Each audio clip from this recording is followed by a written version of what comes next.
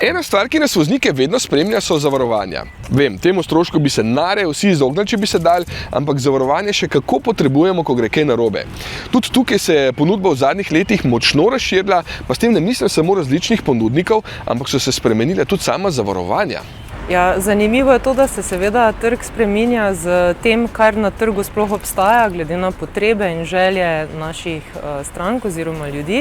To gre vse v koraku s časom, napredek sklepalnih procesov, napredek tehnologije pri vozilih, prilagajajo se produkti.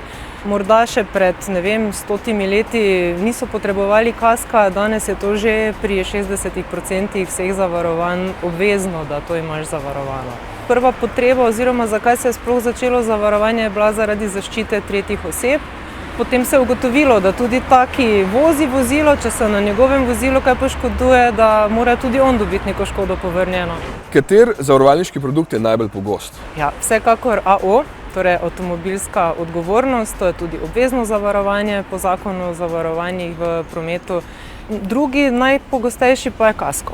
Slovenci imamo svoja vozila zelo radi, zelo pogosto ga zavarujemo, tako da mislim, da ni voznika, ki si kupi danes nov avto, pa nima kasko zavarovanja.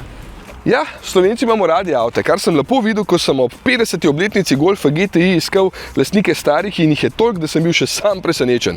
Lastniki starodobnikov dobro vemo, da so zavarovanje za njih ugodnejše zaradi številnih razlogov. Za nove avte so se pa v zadnjih letih konkretno podražila. In kaj je razlog? Ja, zdaj ne vem, če so se res toliko podražila, je mogoče napačen izraz. Mi moramo cene prilagajati cenam, ki so na trgu, zato da za neko premijo, ki ste jo plačali, še lahko nudimo storitev, ki jo moramo tako po zakonu, kot tudi po pogojih plačati. Rezervni deli, storitve servisne, torej strošek dela se je zelo povečal in temu mora zavarovalnica tudi slediti zaradi inflacije in seveda vemo, tudi ko je bila korona, je bila inflacija na škodah dosti višja kot pa splošna inflacija. Glede na tehnologije, ki so, da se tudi pričakuje neka samovozeča vozila, se bo tudi ta sprememba v odgovornosti zgodila, ker danes še vedno odgovarja voznik, ki vozi avto za škodo, ki jo povzroči. Verjamem pa, da če več voznika ne bo, da bo potem odgovarjal proizvajalec, ki je ta avto proizvedel, ali pa nekdo, ki je te sisteme v to vozilo vgradil. Tako da bomo videli. No. Kaj pa je Direkt? Direkt je pa direktno avtomobilsko zavarovanje, ki ga tržimo kot produkt, ki se sklepa online preko chatbota.